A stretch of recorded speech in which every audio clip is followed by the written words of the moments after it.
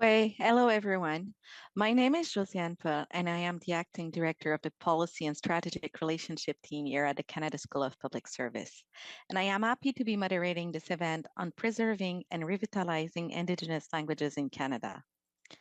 Avant d'aller plus loin, je tiens à souligner que je me trouve aujourd'hui à Ottawa, sur le territoire non cédé du peuple Anishinaabe-Algonquin, dont la présence ici remonte à des temps immémoriaux. Je reconnais et je remercie la terre sur laquelle nous vivons et travaillons, ainsi que les personnes qui en ont pris soin. Some of you today may be joining us from various parts of the country, and I therefore encourage you to take a moment to recognize and acknowledge the territory that you are occupying. Saviez-vous qu'il y a plus de 70 langues autochtones au Canada? Les langues cri qui comptent plus de 100 000 locuteurs, l'inuktitut et l'ojibwe, sont les langues les plus fréquemment déclarées parlées, et ce par plus de 2 tiers de la population autochtone.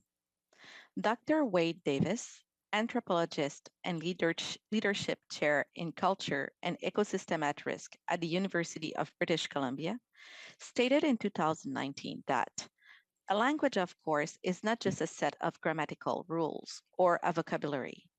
It's a flash of the human spirit, the vehicle by which the soul of a particular culture comes into the material world. Every language is an old-growth forest of mind, a watershed of thought, an ecosystem of social, spiritual, and psychological possibilities. Each is a window into a universe, a monument to the specific culture that gave it birth, and whose spirit it expresses. Of the 7,000 extant languages, fully half were not being taught to children.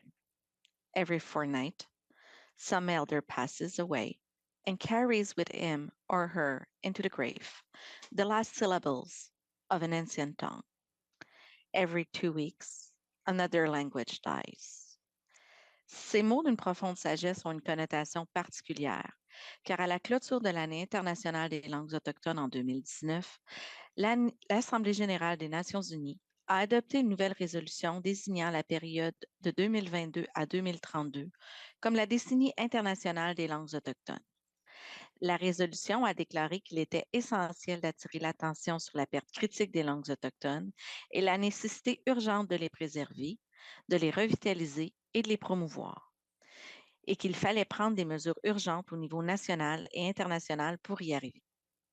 Cette année, nous célébrons le 5e anniversaire de la loi sur les langues autochtones par le Canada, qui a reçu la sanction royale en 2019. Our panel of esteemed guests all have experiences in supporting and preserving Indigenous languages. We will learn with them today how the Act came about and how we can better preserve, revitalize, and promote Indigenous languages. Thank you all for joining us today. Now that I have set the stage, I would like to invite you, our guest speaker, to introduce yourself and to tell us a little bit more about your views and experience in preserving, revitalizing Indigenous languages in Canada. I will ask each of you to provide a short presentation and then to participate in the panel discussion. During the presentation, we ask our learners who would like to ask questions to feel free to do so. You can do it through the chat that is located at the top right corner of your screen, and we will address as many questions as possible during the discussion period. Donc, pour les participants qui souhaitent poser des questions durant les présentations, sentez-vous libre de le faire dans la langue de votre choix. Vous pouvez le faire en cliquant sur la partie droite en haut de votre écran et nous allons essayer de répondre à un maximum de questions durant la période de discussion. Donc maintenant, commençons. With no further ado, let's start. So, Tasha, would you like to introduce yourself and say a few words, please? Absolutely. Hi, everybody. Happy National Indigenous Peoples Day. It's always a day of great celebration. Just always a special day for us. We're usually wandering out somewhere at an event. And so I just want to really thank you all for being here today and spending part of your National Indigenous Peoples Day with us. My name is Tasha Cloutier. I was born Tasha Paul, and I'm from the Woodstock First Nation in New Brunswick.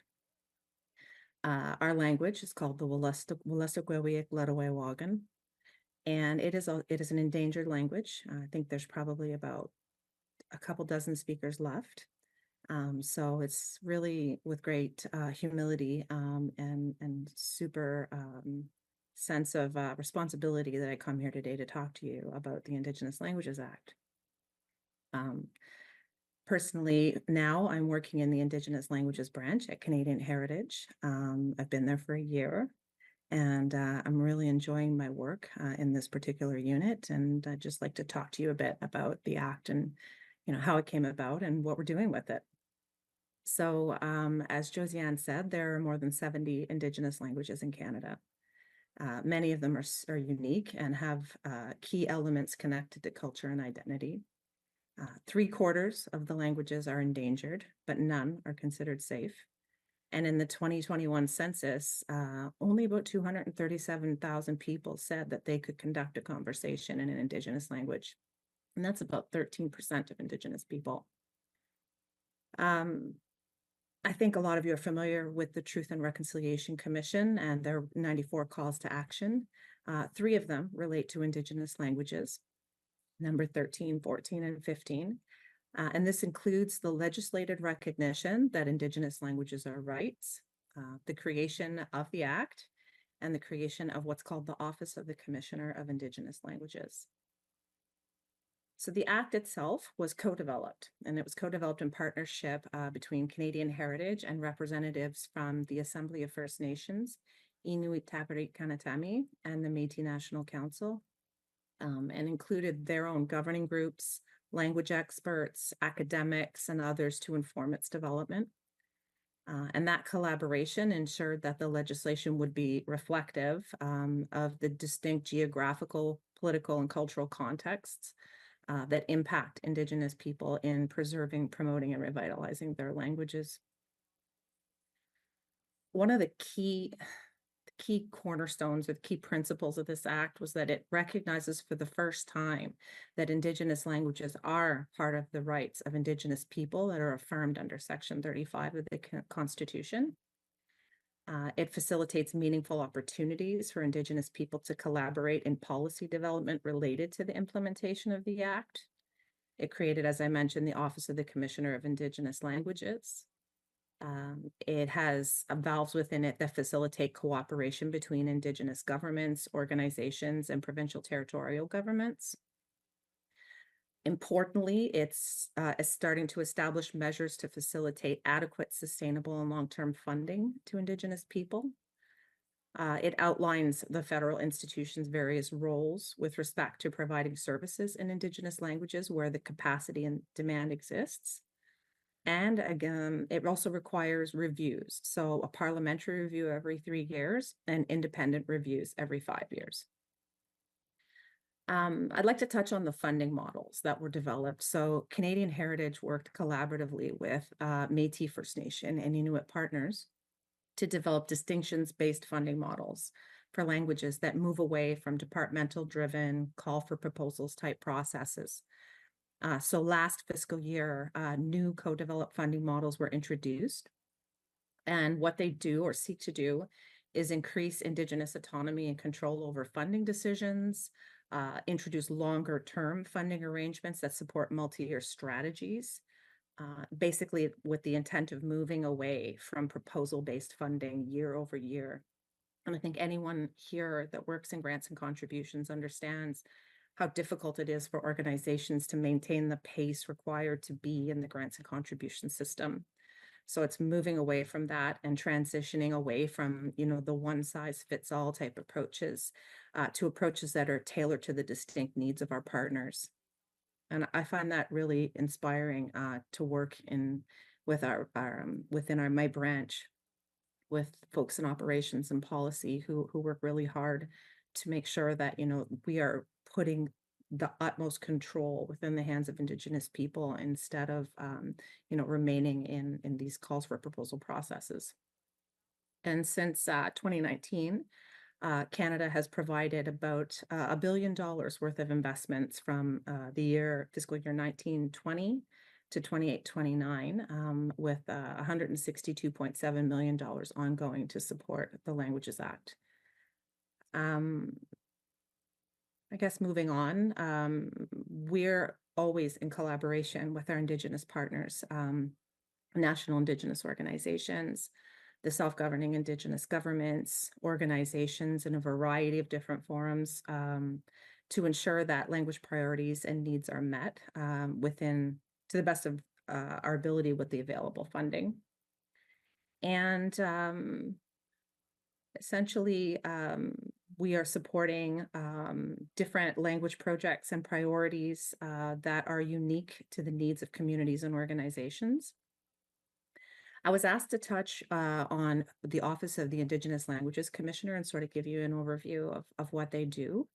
I'll call it OSIL now, so Office of the Commissioner of Indigenous Languages. It's an independent arm's length entity from the Government of Canada.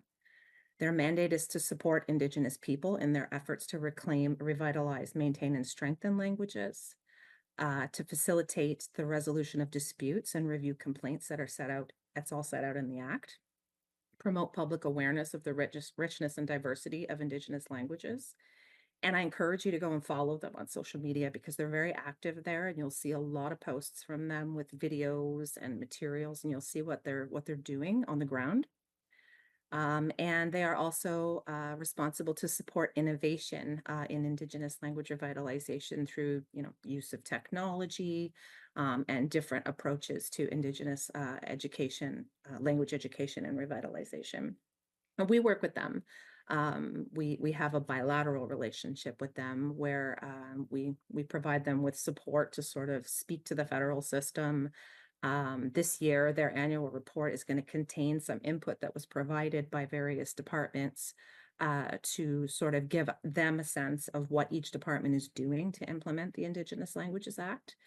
And there's 2 reports on their website, and there'll be a new one published this fall. Another thing that our shop is working on is the Act itself, as I mentioned before, outlines the role of federal institutions in providing access to services in Indigenous languages. And it does say where capacity and demand exist.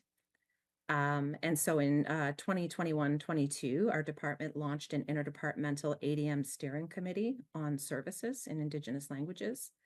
It's co-chaired by MyADM and ESDC. And there was also an inventory created of current access to federal services in Inuktitut in Nunavut, because that was just a super logical place to start, given the large populations of Inuktitut-speaking people. And in 2022, we also began exploring pilot projects with our Inuit partners to inform the potential development of regulations on access to federal services. So that's the sort of federal, that's the public service overview of the Indigenous Languages Act. And I'm open to us answering any questions people might have, but from a personal perspective, it's just been super rewarding to be able to work with this piece of legislation, to be able to talk to our partners, to hear from them about their unique needs. It can be hard. Sometimes, listening to partners, Josiane was saying earlier when she was quoting Dr. Wade Davis talking about elders passing away. We hear that from our partners a lot about, the loss of one elder has just such a profound impact on a community and on a language. And so sometimes it's hard, it's this heart and head work, but I really love it. And yeah, so I guess that's it for me for now, unless there's specific questions to come up later in the panel. But thank you. Thank you, Tasha. It's really nice to see that it's a work of heart and head. I love how you describe it. Now I would like to turn the floor to Terry Holda. Terry, over to you. Goeie namik Josiane.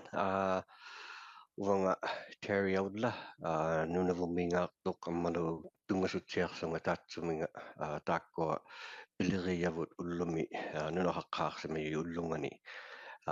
So thank you very much again. Happy National Indigenous Days to everyone, and I'm very happy to be speaking today on the Indigenous languages and sort of share my experience as an Inuk that grew up in Nunavut, where Just recently in 2008, the Nunavut government had passed the Official Languages Act, which recognizes Inuktitut for the Inuit, the English and French language as the official languages within the territory. The Inuit language or Inuktitut includes Inuit Naktun, which is spoken in the western part of Nunavut, and Inuktitut. In the 2006 census, 64% of respondents reported using the Inuktitut in the home, even though it is the mother tongue of 83% of the population. This represents a decline of 12% in the previous 10 years to 2006, and it's partly due to a very large young population with a median age at the time of 23 years compared to Canada's median age of 39 to 40. Um, I've had the amazing privilege of working in that environment and regaining my language, because at one point I had almost lost it growing up where I had in the high Arctic in Resolute Bay. And it was mostly because of the fact that it was a highly transient community, meaning a lot of non-Inuktitut speakers were coming through. And then on top of that, within the school, Inuktitut or Inuktitut was not taught. Um, so uh, as time passed, it was spoken less and less. And it took me to actually start working for the Inuit, the representative Inuit organizations, and reporting to a mostly unilingual Inuktitut speaking board that helped me regain my language back. And it's something that I feel very strongly about. As Josiane had mentioned in her introduction, it's more than just the spoken words. It's a lens as to your understanding and knowledge of the world around you. And I always suggest that the more languages you know, the more comprehensive understanding you have of any concept that you may be speaking on, depending on the language. So I'm very happy again to be presenting today and to also field any questions that you may have. I've had also the amazing privilege of going to New Zealand and looking at what they've done to protect the Maori language, the language nests that they have, the official languages aspect on a national basis, and how Maori is taught from preschool through K through 12. And the young Maori being able to preserve their language and culture over in New Zealand.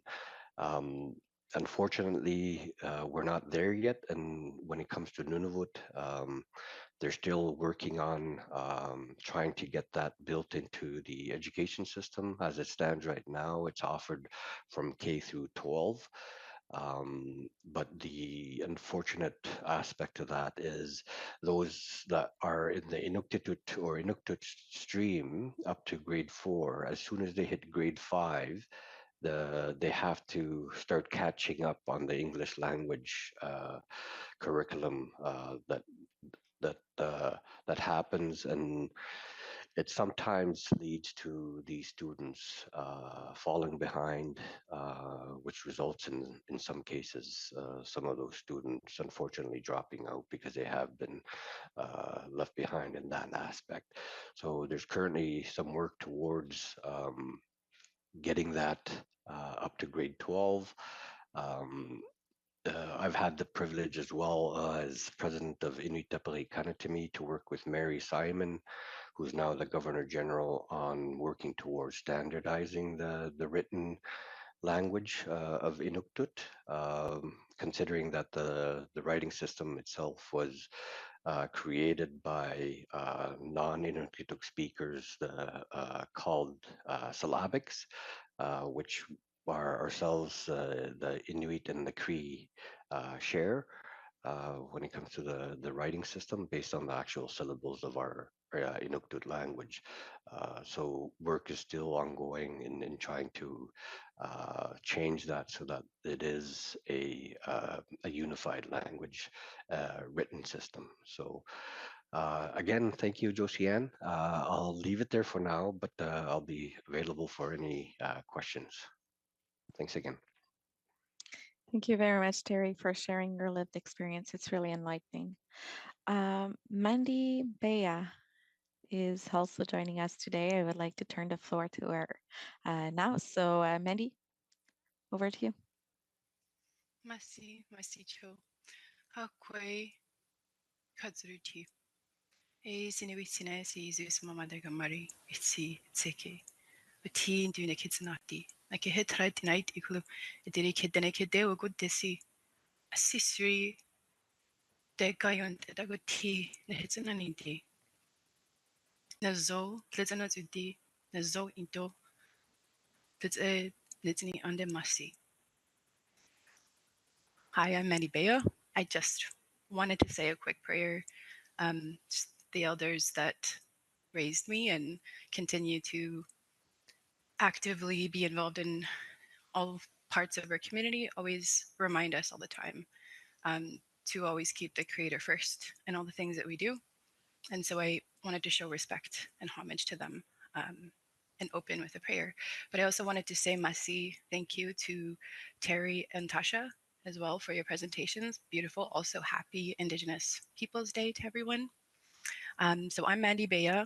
I am calling in from Delaney Northwest Territories on the shores of Great Bear Lake in Denedeh Treaty 11 territory.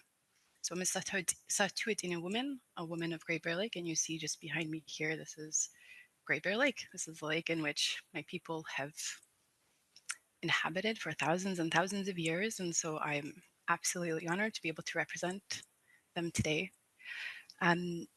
I'm the park site manager for the Sayu Adacho National Historic Site located here in Delaney, but we're also part of the Western Arctic Field Unit.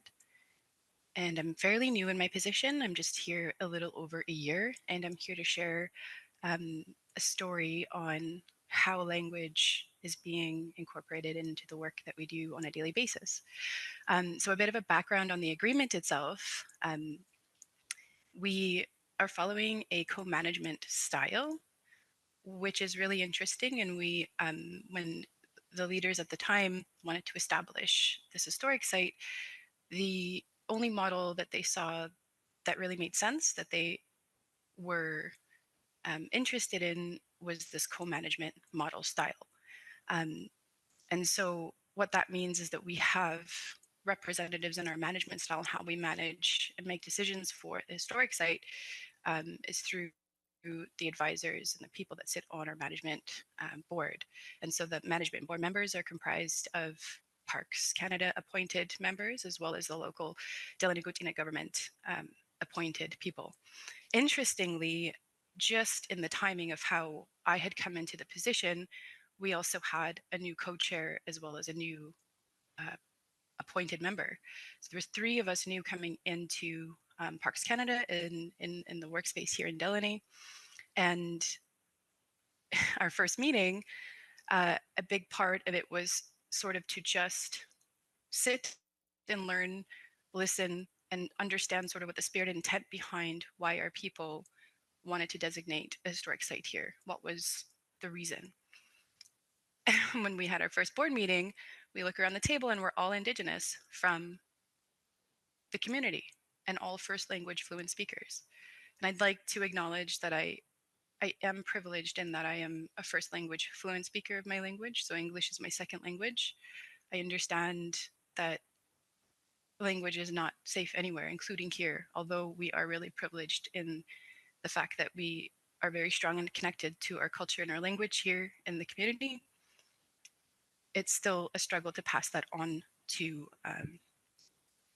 our young people. And I think that's a struggle that we all feel and face together. So what happened in our first meeting is that we just defaulted to speaking our own language in the setting of this board meeting. We have a couple of elders that are also on the board with us, and we do have a translator available for the one working group member that comes to support our board, which is our superintendent. And so it's really interesting how it's kind of shifted where we don't really have translation for our language anymore. We have translation for English. And what's more interesting than that is the journey that we're experiencing together. Immediately, just by defaulting to our language, we were already connected to the elders, the vision, because we are part of this Dene consciousness. It's who we are as Dene people. And so when you're connected to that worldview, we know the indicator to understanding which worldview that we're thinking and living in is the language. So when we're defaulting to our language, that means that there's a culturally safe space, that there is a space that is ours, that we're comfortable in. Usually when we start to default to English, we understand that it's not really a culturally safe place, or that it's a largely colonial setting where it's tough to communicate unless you're speaking in English. So the interesting journey that we've had is that just by speaking our language, we're immediately connected to the spirit and intent behind this historic site, which his main goal is to share the story of the Satuit Inna people and their land.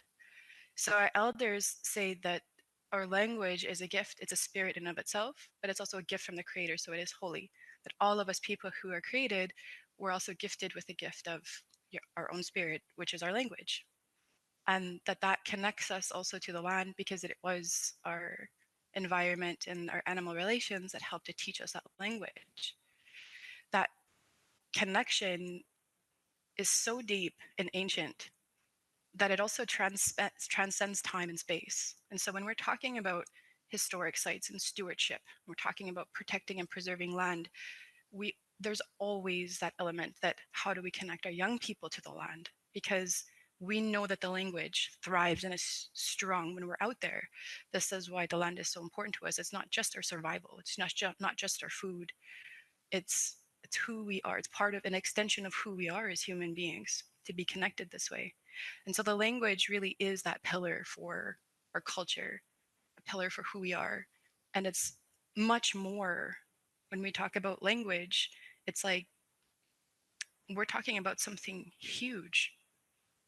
We're talking about worldview, context of socialization, intergenerational knowledge transfer. We're talking about so many things just by, the one word language. I think it's like English is sometimes doesn't do justice to sometimes the things that we're trying to explain. And we've been trying to, Indigenous people forever, have been trying to explain that everything is holistic, that we have to think in terms of bigger pictures, not just for our generations and ourselves today, but like the future, remembering the past.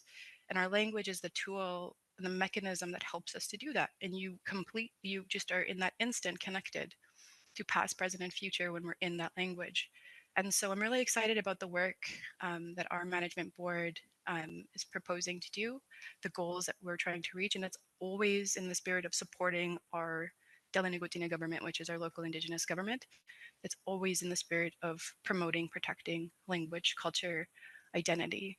And so with worldview and big picture and holistic, we're talking about also indicators, as I also teach language classes when they're available. Sometimes I'm a mentor in that as well. I also am a mentor for the mentorship and apprentice program. Just because I know that it is a privilege that I speak my language, I take it as a personal responsibility to do what I can to share that, pass it on, and teach as much as I can. The interesting thing with new learners is it's really tough when you sort of learn your first language in a different worldview. You're rooted in a different worldview than your own as a Dene person. And so when we're teaching language and they're asking just simple things of how to introduce yourself or good morning or these types of things that we have in our day-to-day, they don't actually exist in the context of our worldview. And so we've sort of evolved somewhat some pieces of our language, but what's more interesting is that we're connecting our young people or new speakers to their history, because even something as simple of talking about your relationships, who you're related to, your kinship ties, is a completely different model and understanding in our perspective, in our worldview, than it is in the Western sense. So, as an example, we have multiple words for, it's not just auntie and uncle. It's so specific to us in that it's like our aunt or our relation from our mother's side or our father's side.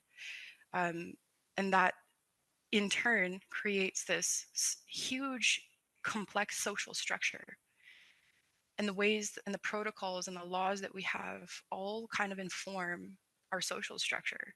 But the language essentially is what has been the mechanism and the vehicle in which connects us to all of these things simultaneously.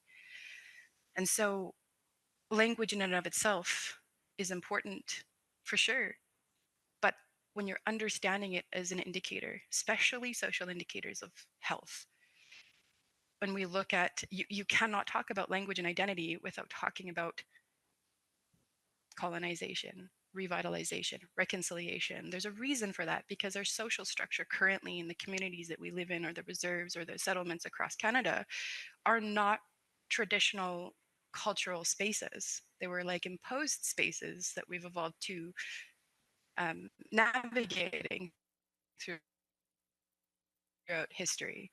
And so, well, what does that mean? I don't know. Until we nowadays we have, we're so lucky to have these conversations.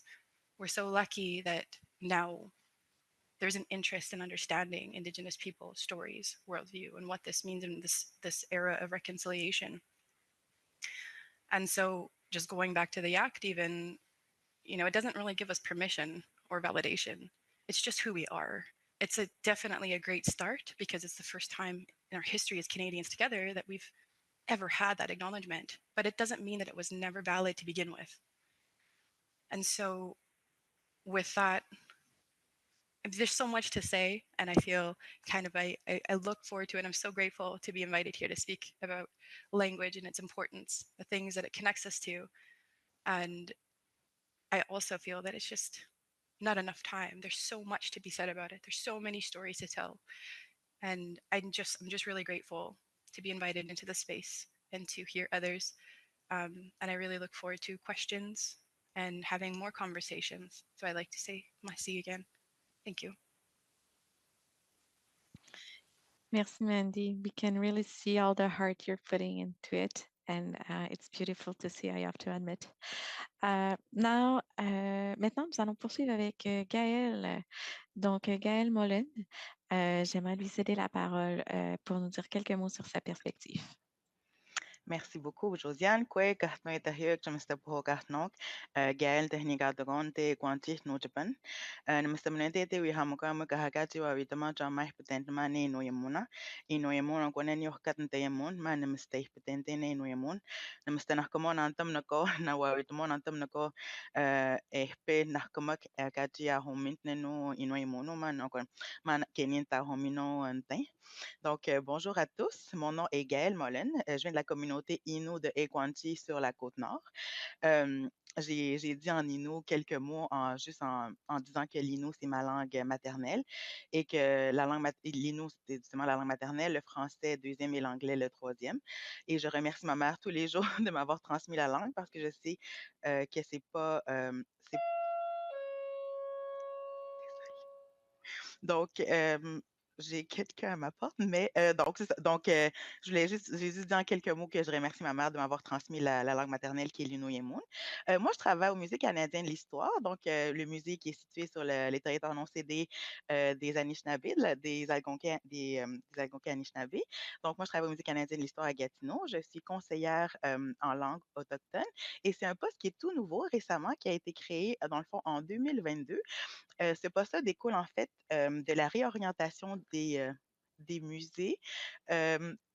Donc, le musée a créé un cadre pour les relations avec les Autochtones. Et dans ce cadre vraiment qui mettait en lien les relations, ce que le musée faisait avec les peuples autochtones, il y avait justement la création d'un poste qui était conseiller en langue autochtone, et ce poste visait justement à augmenter la visibilité des langues autochtones à travers les deux institutions, donc le Musée canadien de l'histoire et le Musée canadien de la guerre. Et donc, dans le fond, un peu, nous, juste vous donner un bref historique de l'histoire du musée. Donc, nous, on a la plupart des collections du musée, en fait, 55% des collections que le musée a est autochtone, donc beaucoup en ethnographie et aussi beaucoup en archéologie. Et donc, le matériel que le musée possède a été récolté au courant des 150 dernières années. Donc, ça a été récolté auparavant par des anthropologues qui allaient dans les communautés et allaient à la rencontre là, des communautés autochtones. Donc, il y avait des enregistrements qui ont été faits, des photographies, des films, tout ce qui peut impliquer, dans le fond, la langue, que nous, on a encore au musée. Et donc, nous, vraiment, dans les collections, comme j'ai mentionné, on a beaucoup de le fait de ça donc de ce que j'ai oublié de vous mentionner, que dans le fond, c'est vraiment ouvert, tu sais, aux communautés autochtones. Donc, on est vraiment en train d'identifier dans nos archives tout matériel, tu sais, tout matériel qu'on comporterait des langues autochtones. Et vraiment, on est ouvert à collaborer avec toutes les communautés autochtones. Et donc, moi, vraiment, mon rôle est tout nouveau, mais vraiment, c'est vraiment d'augmenter en fait la visibilité dans l'autochtone et de travailler vraiment en collaboration avec les communautés autochtones. Donc, c'est pas mal ça pour moi. Merci. Merci beaucoup, Gaëlle. Je te trouve très bonne d'être restée concentrée. Donc, on va continuer. We will continue with the discussion panel. I know you have touched a little bit on it, like lightly, each of you while you were speaking, but now I would like to hear you speak a little bit about how Indigenous languages are included in your work and in your organization. Donc, pouvez-vous me donner des exemples sur la manière dont les langues autochtones sont incluses dans votre travail, dans votre organisation, des exemples un petit peu plus spécifiques? So, I will start with Terry because he seems to have had a few examples that you could share with us. So, could you please start? Okay, well, thank you, Josiane. Well, as it stands right now, I am with the Canada School of Public Service. Just started a month ago. And, you know, unfortunately, within the federal system, outside of Nunavut, not a lot of Inuktitut is spoken. But I do know there are initiatives in Nunavut where the federal public service has worked towards providing their services in Inuktitut language. But I'll sort of speak on how early on in my career when my Inuktitut was not as strong, how I regained it by working with the representative Inuit organizations and having to report to a mostly unilingual board members. And it was just recently after ratification of the Nunavut Land Claims Agreement. And I was actually lucky enough to have been hired to work with the creation of their land management regime.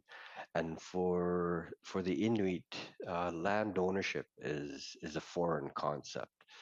And to try and go through the whole technical aspects of what it is, what it means to have title to land, to manage those lands, and all the other interests that sort of work themselves into the whole land management aspects, conservationists, environmentalists, mineral extractors, all of that. And my role was to try and help manage those lands on behalf of the Inuit. And my first ever report to the board, I tried very hard, being a proud Inuk man, to report to them in the language of Inuktitut. But it got to a point where I could no longer speak Inuktitut because of the technical terms that were involved.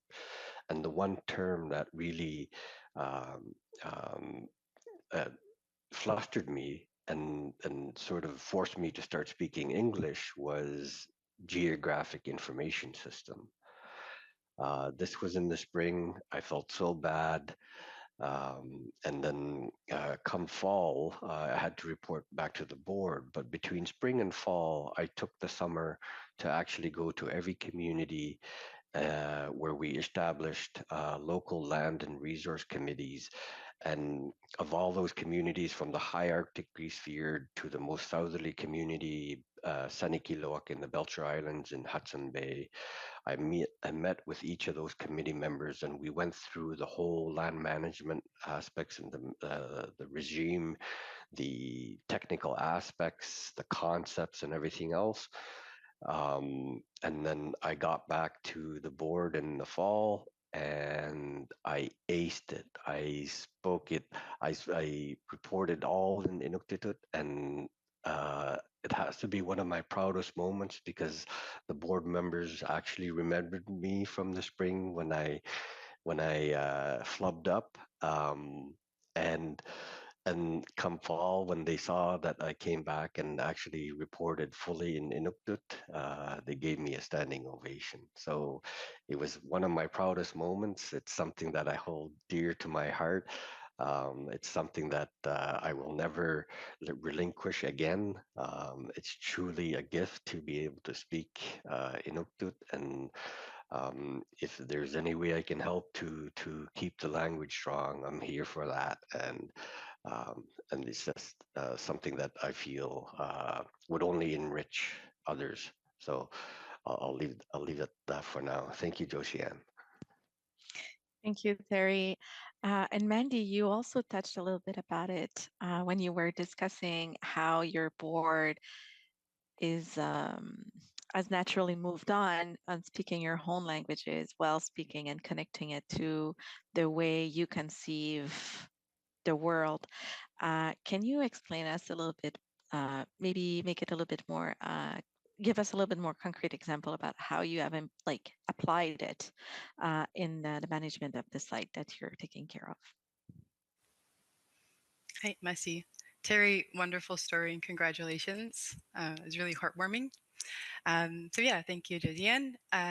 Here in Delaney at the Sayua Dutch National Historic Site, our management board, every meeting is completely in the language. So I'm also literate in the language, so I can read and write in the language. And so I usually help and support doing the minutes as well in the language. So what's really important about that is that these stories naturally come out. So what's interesting is that we're also connecting with the elders that are there with us, but we're also connected to the importance of what life was like on the land before the settlement existed. So we're also really fortunate that that generational gap between, where the knowledge was sort of broken, or that intergenerational knowledge transfer gap is between my grandparents and me. So it was my parents in that generation that went to residential school where a lot of that disconnection happened. And so we're really fortunate here in Delaney where we can really just go talk to the elders, or the people of my grandparents' age group, to understand way of life. And really, this is sort of what it's all about for us. Being Dene, that's who we are. Well, what does that mean? Well, we were created this way. It is our destiny to be created who we are, as whatever Indigenous people that we are, whatever people that we are. We are born with a sort of destiny, and we're given the gifts and the spirit and the support in us. So I was born in this life as a Satuit in a woman, which comes with the gifts of my language, my culture, and all the connections of my ancestry, and also the land. And I've always said this in the past, and probably because one of my mentors or elders had said it and it just stuck with me, is that if you want to talk to the land, or for instance, if you wanted to talk to the lake, what would that conversation look like? I mean, we talk about land acknowledgements now, and I try not to squinch my nose at that, because if you were really going to pay your respects and talk to and make a connection and a relationship with the land or the lake itself, and this is the only way that you can actually protect, preserve, conserve, is to be in right, balanced relationship with the things that are around you. As Indigenous people, for thousands of years, this is who we have become. It's living in that balance is who we are, and it's our responsibility, not to anyone else, but to the Creator as well as to future generations, because it is a gift for us to live well. these things, we were loved so much by the Creator that these are gifts for us to live well, to thrive, to love, to give. All of those concepts of what we think are just basic human, just basic is human beings to have love and respect. Well, those are foundations of living right and in balance with the land. And so if you wanted to talk to the land wherever that you are, it would speak back to you in the Indigenous language of the people of that area, because the Indigenous people of those areas are the living extensions of the land itself. Even the names that we identify ourselves with comes from the land. I'm a human being flowing from Great Bear Lake is essentially a direct translation of what Satu'atina means.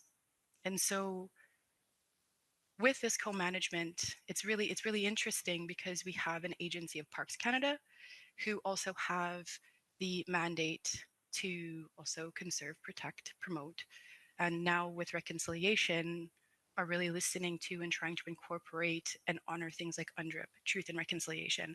I have to really give a shout out to the Western Arctic Field Unit and my colleagues, all the people that I work with there, for really taking that to heart, for always creating a safe place for me to always be myself, and also to brag a little bit that we also have a high percentage of Indigenous managers in that field unit. But I digress, going back to sort of an example of what we're wanting to do. Again, even with the key area strategies and the mission and the mandate of even what the historic site represents, just by being able to listen to these stories, to understand way of life, what that means, preparation for the future. We also have a history of 4 prophets in our recent histories, holy men, in our community, which really guides and dictates a lot of the things that we've done, all the way things from self-government to, you know, everything that we do politically even is really driven by and on the foundations of the elders and their stories, who they were and their spiritual leaders. So we're really fortunate that we have that connection still. Um, but even just with the goals and the things that we want to do in the site, it's about really connecting our young people to the land, to the history, to make safe harbors, to open up these traditional territories to the families and the communities, because that's where we get healing. That's where we live well. That's how we uncover and reveal this destiny of who we are as Satu'atina people. How do we share that with the world? How do we share that story about living right and being in balance? And how to honor the lands that we live on? And so these are the things that our board talks about. And it's so beautiful and inspiring. It's not just a board meeting anymore. You're talking about purpose and destiny and how we can work with each other. How do we take down these barriers? And how do we build relationships with each other to do this big task? Because not one of us can do it, but we have to work together to be able to achieve this great vision. So I mean, again, never enough time to talk about these exciting things, but I'll leave it at that for now. Merci. Thank you, Mandy. I would like now to call on a little bit more on Gail and then Tasha. You have all spoken about how Indigenous languages are included in your work, but one of the things that I was wondering is what benefit have you found out while applying and taking care of the Indigenous languages in your work. Donc, qu'est-ce que vous avez appris dans les avantages d'inclure les langues autochtones dans votre travail au quotidien? Qu'est-ce que vous avez vu que ça l'a apporté? Donc, je vais commencer par Gaëlle, ensuite je vais me tourner vers Tasha. Oui, ben, en fait, comme j'ai mentionné plus tôt, nous, le Musée canadien de l'histoire fait partie, dans le fond, un des musées les plus visités au Canada. Je crois que le musée accueille annuellement à peu près 1 million de visiteurs, que ce soit des Canadiens ou des visiteurs internationaux. Donc, nous, le musée, vraiment, le mandat, c'est d'accroître tu sais, la connaissance par rapport aux cultures, à l'histoire aussi canadienne. Et donc, en rendant les langues autochtones visibles au musée, ça permet justement aux visiteurs aussi, mais aux autres Canadiens, de voir que les langues autochtones sont encore très présentes ici au Canada. Juste pour vous mentionner quelques exemples, plus tôt, vu que j'ai pas pu répondre à la question précédente. Depuis que j'ai commencé mon emploi en tant que conseillère, pour les gens qui sont déjà allés au musée ou qui ne sont jamais allés, le musée possède beaucoup de guides du visiteur en plusieurs langues, en français, en anglais, mais aussi dans plusieurs autres langues internationales, mais il n'y avait aucune langue autochtone qui était présente. Donc, la première année, on a fait traduire notre guide du visiteur en Anishinaabe-Mohin, en Inuktitut et en Michif. Dans le fond, c'était les trois langues qui représentaient, dans le fond, les trois groupes autochtones du Canada. Et ça, c'est vraiment quelque chose que le musée va continuer à faire, dans le fond, à traduire le guide du visiteur en plusieurs langues autochtones. Donc, quand un autochtone va entrer au musée, au moins, il va pouvoir voir le guide du visiteur dans sa langue maternelle, dans sa langue, en fait. Et donc, ça, c'est vraiment juste un aspect que j'étais juste très fière de mentionner parce que c'est quelque chose que lorsque moi, j'ai commencé à travailler au musée en tant qu'hôtesse, il y a quelques années de ça, bien avant de ça, il n'y avait aucun pamphlet, aucun guide du visiteur qui mentionnait aucune langue autochtone qui était présente. Donc, ça, c'est vraiment un grand pas que le musée a fait. Et donc, c'est vraiment un engagement que le musée va faire de continuer à traduire les guides visiteurs en langue autochtone.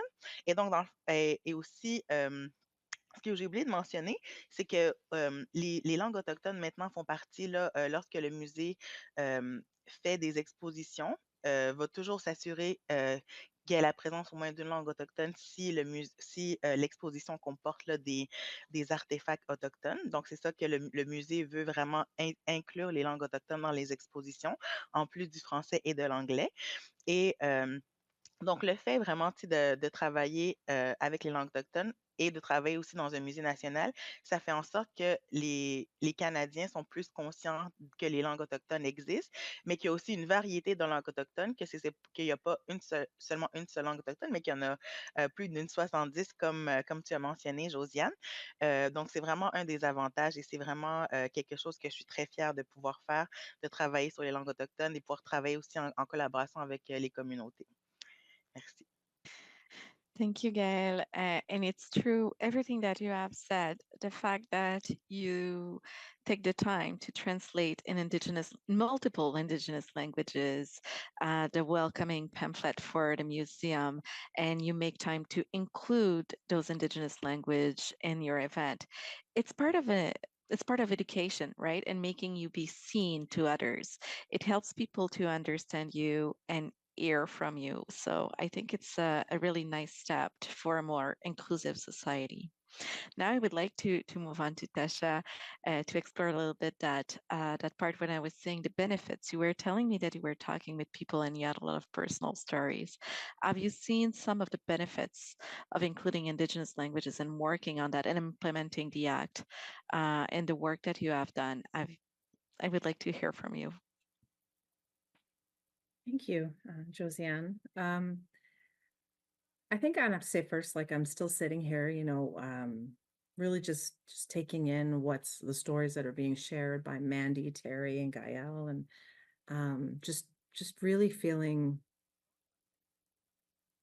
I don't know, just really feeling, rooted and centered in the fact that you're in community, you're hearing the stories of the elders, you're incorporating your languages into your daily work, and it just makes me feel so. I want to use the word jealous, but it's not the right word. But it just makes me feel so heartened.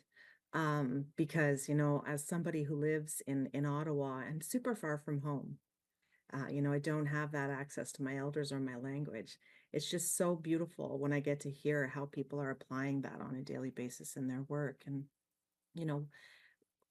there's a couple of questions that have come in while the panel has been going on.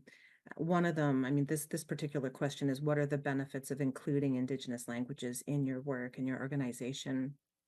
And another person has asked us, with the passing of the Indigenous Languages Act, what is the federal government doing itself to help revitalize Indigenous languages with federal employees? So I'm going to just share some thoughts about that. In our work, I'd have to say that while the first 5 years of the implementation of the Act have been kind of focused on on supporting communities and organizations and getting the money out there for people like Mandy to continue delivering courses and for people to continue learning the language. We've done a lot of partnership with the Translation Bureau, with the Federal Translation Bureau, because they themselves have been working, and I don't want to speak on their behalf, but they have been working really hard to indigenize their services. So they've been able to put out translations in quite a number of different languages. Gael's probably quite familiar with that. And what we've been doing at our end, and this is so federal, but it's so bureaucratic, but when press releases come out from our ministers, from either Indigenous Services Canada or CERNA or my minister or other ministers, we've been translating them into multiple languages, often ones that are more commonly used, or some of the larger languages. But the Translation Bureau has definitely been working hard to increase its capacity and find more translators and interpreters to be able to help anyone, not just federal departments, in incorporating Indigenous languages into their work. So that's something I've observed over the last year. One of the questions was like really, really important, which was, what's the federal government doing to help revitalize languages with employees? And well, I can honestly say, I think we're definitely early days on that. I know that people like Gina Wilson have started asking questions about that. And recently, late last year, there was a Senate study of the Indigenous Languages Act, and you could look it up. But they came out with a number of different recommendations, and one of them was a kind of an elephant in the room recommendation that has been brought up a lot of times, and it's about how can you, or we should, compensate Indigenous employees when they are required to work in an Indigenous language to provide services to the public. And I think that's, like I said, it's a bit of an elephant in the room that's been mentioned so many times. And, I think that it'll be incumbent upon the government over the next few years to start looking at that, looking at how we, at a base minimum, how we start compensating Indigenous employees who have those skills and are able to provide services in Indigenous languages. And, as a Wolastoqey woman working in the NCR, in Algonquin territory, how is my employer supporting me with revitalizing my languages or my language?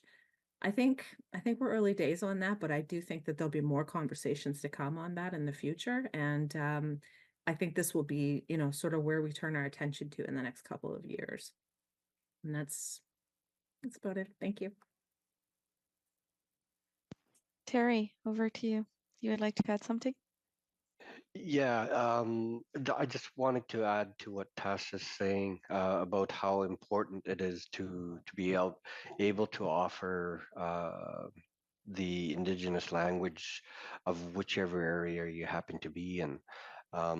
I was fortunate enough to lead the federal team in Nunavut as the Regional Director General for CERNAC on sort of the developing and drafting of the Nunavut land use plan.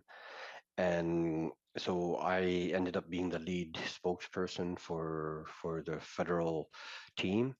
And it was actually the first time that the federal public servants were hearing compliments that they actually felt that the federal government this time around was really involved with the discussions because of the fact that I was able to speak to the delegation in the Inuktitut language, and it just raised the profile, and at the same time it opened up a lot of more opportunities for further discussion just based on the fact that we were able to communicate with the Inuit in the Inuktitut language.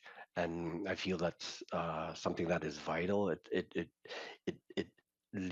loans credence to the federal public service when you do that.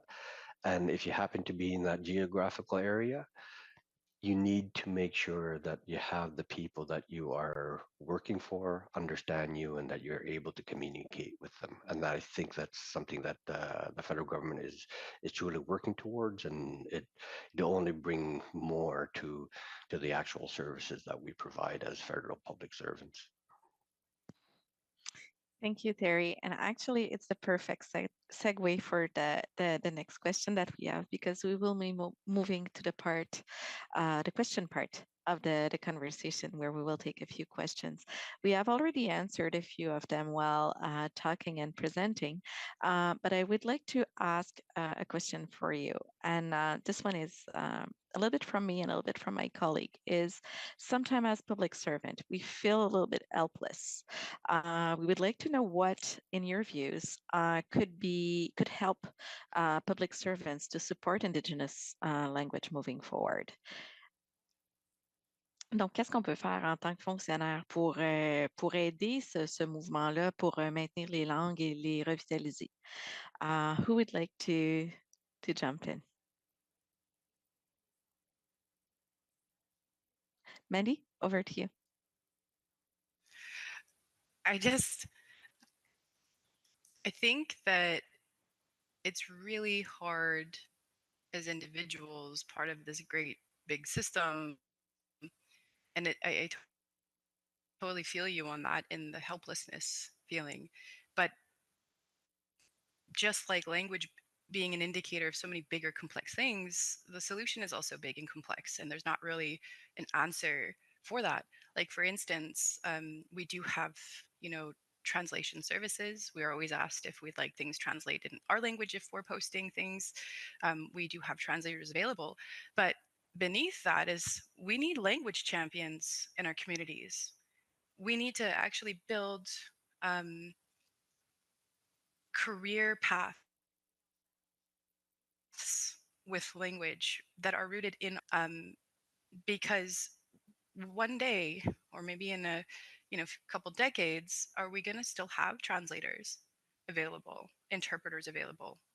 Because right now the federal government really works to depend and lean on with translators or whatever, but like, if we don't actually take this seriously and the federal government start to work with its own agencies in its own government, like, for instance, education and training, how do we promote that? Because we need to actually have, like, the youth see this as well. What's the use of learning my language if it's not valued or needed? Because they want to be, they have dreams and hopes and goals for themselves to attend university or to work or to, have a livelihood. And in that scenario, especially in small isolated communities, and I'm sure it's the same in reserve systems, how is a language going to be a mechanism to help them into a better life if it's not valued in any other spaces? So if, for instance, one of our youth wanted to go and pursue, wanting to learn their language, but in the meantime can also be accredited to be an official translator, or to be a teacher, or to do, whatever. We have amazing curriculums that were built by our current language leaders today, but there isn't nobody stepping up to replace and to carry on and move forward that work. So as partners, as the federal government, more than just this act and providing funding, we have to incorporate that and work together with the community to build these champions and to really truly value Indigenous languages. Because with that respect and value, and having that special place within the context of our society generally, that will leave pathways to and inspire language leaders to step up. So I think, one, it's to always create safe places for people to speak their languages, for sure, to be interested. But it's such a bigger issue that really requires a lot more work and time, which there's never seems to be enough of. But I'll leave it at that. Anyways, I just wanted to say that because I know that is a hard thing for a lot of people, especially Canadians who do want to help, who do want to be part of reconciliation. But it's tough because a lot of people don't know how to help. How do we support these things? But these conversations are great ways of starting to come up with solutions. But I mean, just it's so much bigger than just what do we do in our day to day, aside from the people who are speaking the language, speak it anyway. Speak it as much as you can. But we do need to find pathways to make it like actually valued. And there are spaces for our young people to start coming up and being language leaders. That's what we need. We need the training and support to make those entrenched parts of our, day to day. Thank you. Thank you, Mandy. Tasha, I see you nodding. I think you agree with with what Mandy said. Pretty much agree with everything Mandy says. This is the conclusion I've come to today. Everybody needs more Mandy in their lives. See, Mandy, you will have a full-time job speaking to us for the next years. The next question will be for Gaëlle. Donc, Gaëlle, on parlait de problèmes de traduction, de problèmes d'avoir les gens, la continuité dans la langue. Il y a quelqu'un qui se posait la question, comment au musée on gère justement ces problèmes-là de traduction, de traduire dans des langues autochtones, quand il y a différents dialectes, des manques de traducteurs, comment on peut continuer à faire des efforts dans le sens de la revitalisation et de la promotion des langues autochtones quand on fait face à des défis comme ceux-là? Oui, c'est vrai que oh, mon micro est ouvert. OK, pardon. Oui, c'est vrai que oui, c'est un peu compliqué justement là, pour trouver, tu sais, justement pour nos guides, là, de trouver le bon dialecte à choisir, de trouver les bonnes personnes qui vont traduire les textes. Et dans le fond, nous, comment on fonctionne, c'est qu'on va toujours préférer de travailler avec un membre de la communauté.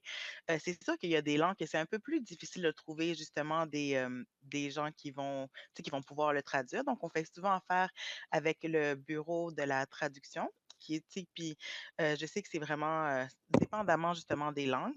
C'est pas toujours facile de trouver des gens en communauté qui vont pouvoir nous aider à faire la traduction, mais c'est toujours quelque chose que l'on priorise.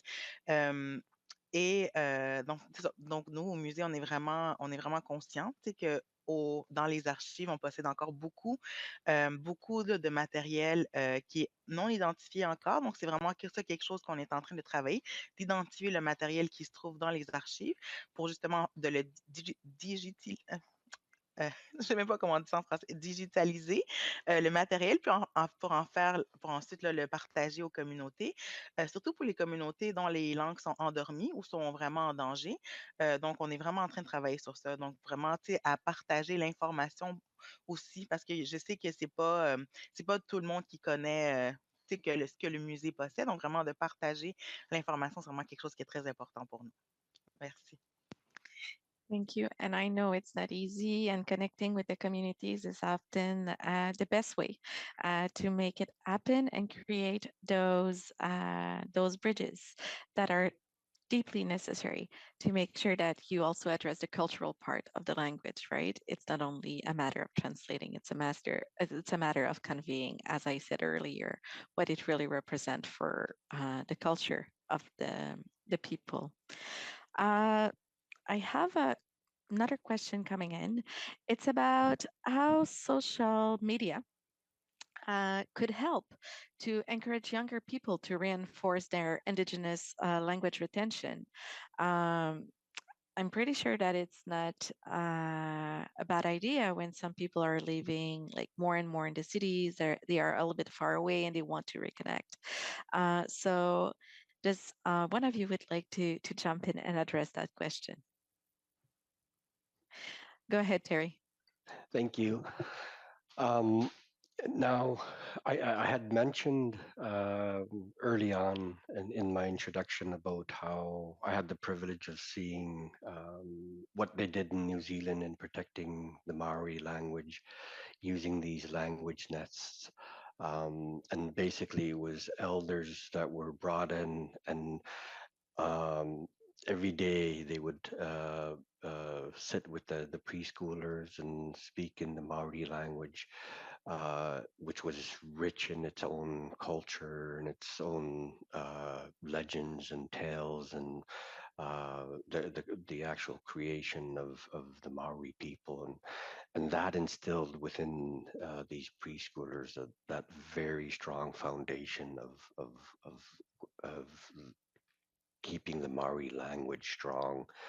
And I found that for Inuktitut, there is now an Inuktitut-based publishing company, and the product that's coming out of the publishing company, just the amount of material, a lot of what I grew up with, the Halupidluk, Sedna, um, all of that type of legend that I grew up with, the warnings that I received from my mom about how you should stay away from open water and cracks in the ice. So rich in the understanding of the rights and wrong of or the consequences of bad behavior or careless behavior.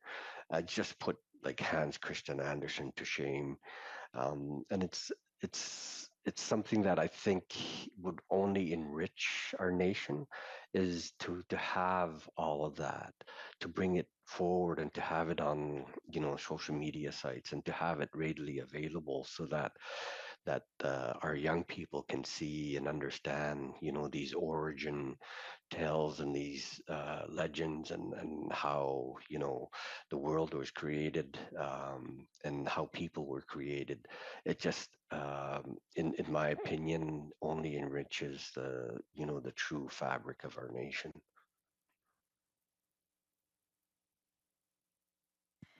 Thank you, Terry. Mandy, over to you. I just want to preface this by saying, I mean, where I come from in the Arctic, not as high Arctic as Terry, but nonetheless, it's one of the harshest climates in the world.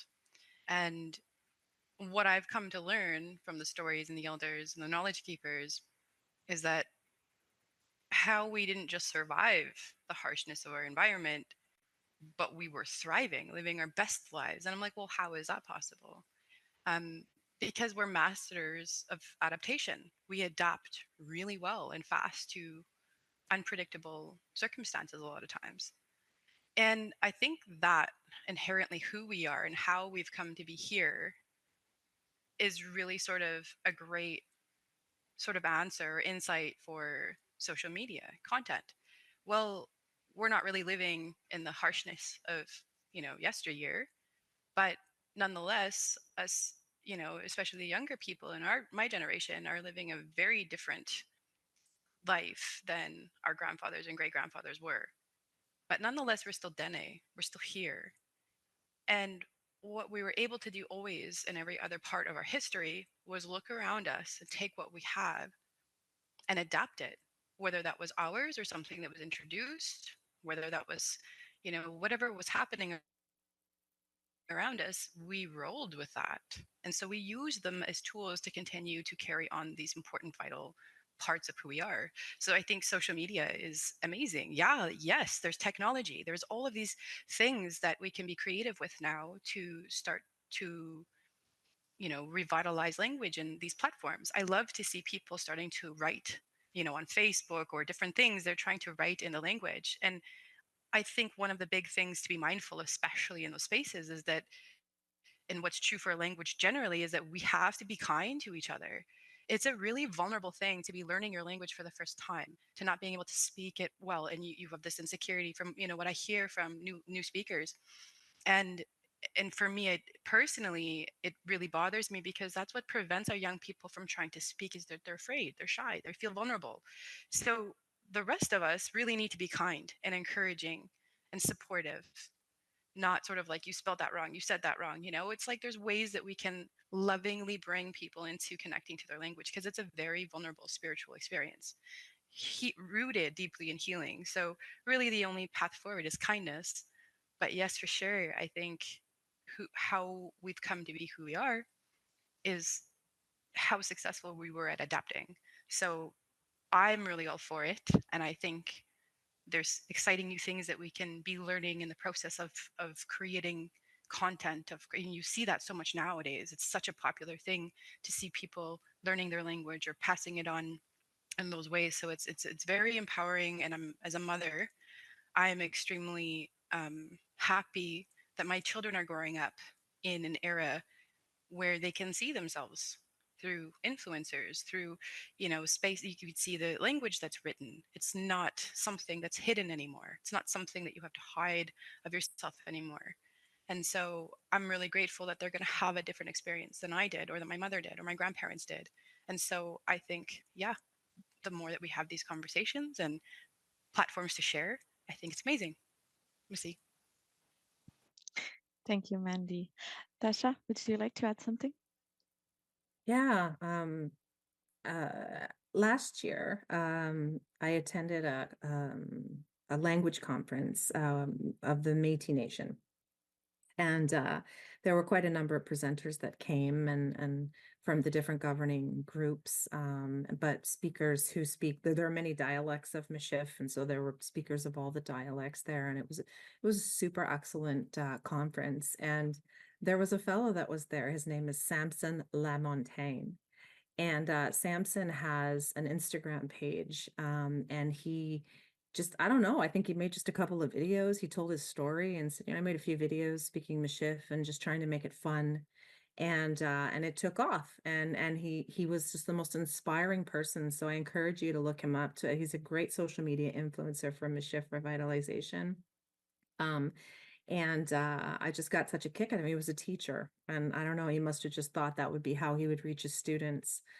But I've been following him since, and he's just great fun to watch. So yeah, I think there's a lot of social media influencers out there who are bringing the language back and just trying to encourage more young people like even me, because I am on social media, to learn different phrases. And I'll add, like, I remember recently, I only have one speaker in my family. It's my Uncle Mike. And I wrote to him and I'm like, I won't tell you why. Well, I will tell you why. I was thinking maybe I'll get a tattoo. I've never had a tattoo before. And I was like, I'd like it to be in And so I'm trying to think of words. And I text him and I'm like, Uncle, can you tell me how to say resilient in Wolastoqey?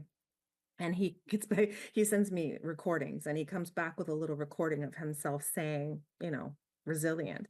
But it, like Mandy said, it was a whole sentence. Like it was blah, blah, blah, blah, blah. Like I still have the recording on my phone. I looked for it a few minutes ago. And I said, Uncle, no, I need one word. And he's like, Tasha, that's not how our language works, because what he was doing was describing, like really describing to a very distinct nature what it means to be resilient. How you like, I can't remember exactly what he said, but it was like, someone who is able to withstand the storm. Like it was very, very specific and very, very much not one word. So our languages are beautiful in that they're not, as like Mandy was saying this earlier, and it really resonated with me. They're not, they're not literal, I guess that's the way I wanted to put it. Like it takes a lot of beautiful descriptions just to say something that seems simple in English, but it's not in our languages. And I wanted to share that story if I had the opportunity. But going back to the point, check out Samson Lamontagne and other influencers to just sort of see how they are bringing the language back and bringing people along the ride using technology. So thank you.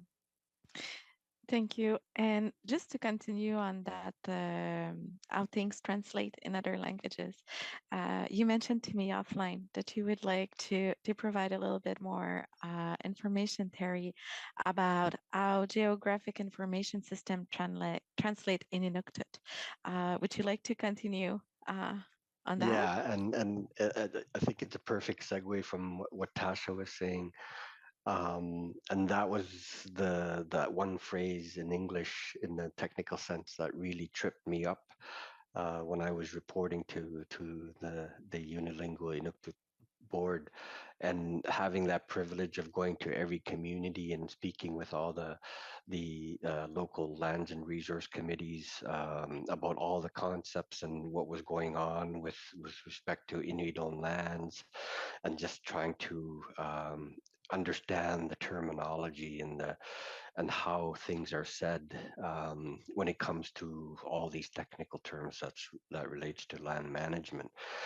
And when I was meeting with one of these committees, they were all huddled around the maps of their area of what they were familiar with. And each and every time one of the elders would have put a finger to the map, and as soon as that elder put a finger to the map, you could tell they were no longer in that room. They were experiencing and reliving what they had where they had grown up, where there was plentiful wildlife, where there was areas that they felt sacred. And it dawned on me at that point, that's what I want to capture in digital form. That's a geographic information system. And then when I explained that concept to them, it was like an eye-opening experience in the sense that, you know, the languages in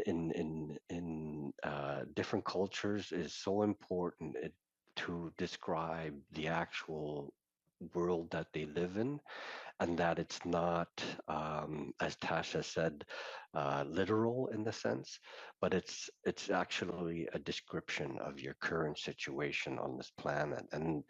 And when I came back with the geographic information system terminology in Inuktitut, that was what really helped me do my job and assist the Inuit in their management of those lands. So I just thought I'd share that, and I thank you, Tasha, for reminding me of that. Tasha, would you like to add something? No, not at all. That's Okay, perfect. sorry. No, I've seen you. Can't improve on perfection. That was great. Perfect. I just wanted to make sure that I give all of you the opportunity to add what you would like to say. In closing, I would like to ask each of you if you can tell me in a few seconds, what is the biggest lesson learned that you have had working in the space of preserving and revitalizing Indigenous languages? So maybe I would start with you, Gaëlle. Donc, Gaëlle, est-ce que tu peux me donner ta plus grande leçon apprise rapidement à ce niveau-là? Oui, ben en fait, je vais parler personnellement. Là. Dans le fond, je vous ai mentionné que la langue Innu, c'est ma langue maternelle. Et vraiment, la plus grande leçon que j'ai appris tout ça en travaillant avec les langues, c'est vraiment tu sais, de la parler constamment, de la transmettre, tu sais, de vraiment prendre du temps pour la langue elle-même. Habitant justement dans la région de Gatineau-Ottawa, là, je suis très loin de la côte nord, donc il n'y a pas vraiment beaucoup de locuteurs de ma langue ici maternelle à Gatineau. Donc, je parle avec ma sœur qui habite ici, avec ma mère tous les jours en Innu, et je transmets aussi la langue à ma fille. Donc, vraiment, c'est la transmission est vraiment quelque chose qu'on doit prioriser à la maison, parce que la transmission d'une langue, ça commence à la maison, par la suite à l'école. Mais vraiment, c'est ça, c'est de résister malgré le fait que le français et l'anglais sont vraiment les langues dominantes. J'essaie vraiment chaque jour de parler ma langue le plus possible. So leave it and keep it alive, even if it's only at the family level. It's important not to give up. Basically, it's what I understand from what you said. Somebody else would like to share a lesson learned? Andy? I'm not sure that it's really a lesson learned as opposed to maybe my first big realization. Because I grew up as a first language speaker, so I didn't really understand that I was in different worldviews. So when I was speaking in my language, then I grew up and then I learned English, I didn't understand that there was a difference until when I became a mother for the first time. I was pregnant with my first son, and my grandfather was older at that point, and I knew that he probably wasn't going to be able to be around to see my little boy growing into a man. So I sat with him. I came home for a while because I wasn't living here at the time. And I came home and I sat with him for a solid week. Every day I recorded him. I'm like, okay, Grandpa, you're not gonna be here, when my boy is older. So what words of wisdom, what knowledge do you want to give him so that I can show this to him when he gets older? And for a whole week we did this. We just talked. And so I was like, I'm gonna write a book about my grandpa's life based on these like stories, that I'm collecting from him. But then I couldn't. I was like, how come and I realized that even the education system and the way that it conditions you to think about things in a linear form I realized that my grandfather, when he's talking to me, has a completely understanding of time. It's all about relationships. And I was like, oh my gosh. So I'm thinking like, oh, he was born in 19, whatever. And then like going through chronologically. No, I was like sitting and listening to, I was just really visiting and being present at the time. But when I went back after he passed away, so listening to the stories, that was the biggest realization. And I had no idea that I was also thinking in a different worldview when I was speaking my language or when I was speaking in English. So I look for that all the time as indicators of many things. And so I think that as people are approaching learning their language, be really gentle with yourself, because we don't have the context in which we socialized into our language is also threatened. So it's not easy to just pick up a language when there's an entire worldview and culture and way of thinking and knowing and being involved in that language. So be gentle with yourself and also see it as a way of connecting to who you are, your history, your family, and things. Messy.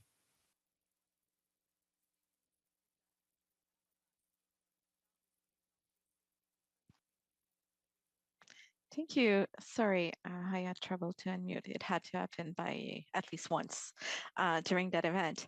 So I think that it concludes today's event.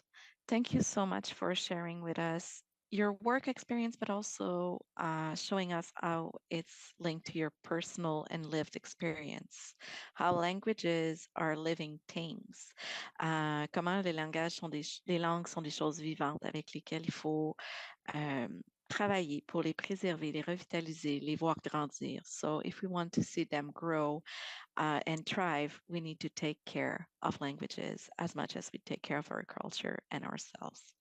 So, and we will have a lot to bring back to reflect on it. And I see all of you on the screen, and I see that just like me today, it was a conversation that leads to deeper reflection after we are taking back what you have shared with us today. So I'm deeply grateful to have had a chance to discuss with all of you today. On behalf of the Canada School, I would like to thank you, all of you again, as well as all of you across the country that took the time to receive that knowledge that was passed on to us today and being part of the discussion. J'espère que vous avez apprécié l'événement autant que j'ai aimé le modérer aujourd'hui et que vous en repartirez inspiré tout comme moi. Donc, l'école a encore d'autres événements et des cours à offrir. Je vous encourage à visiter notre site web pour trouver plus d'informations. I encourage you to visit our website to keep up to date with what the school has to offer. And once again, encore une fois, thank you, merci, miigwech. Have an excellent day, all of you. Thank you.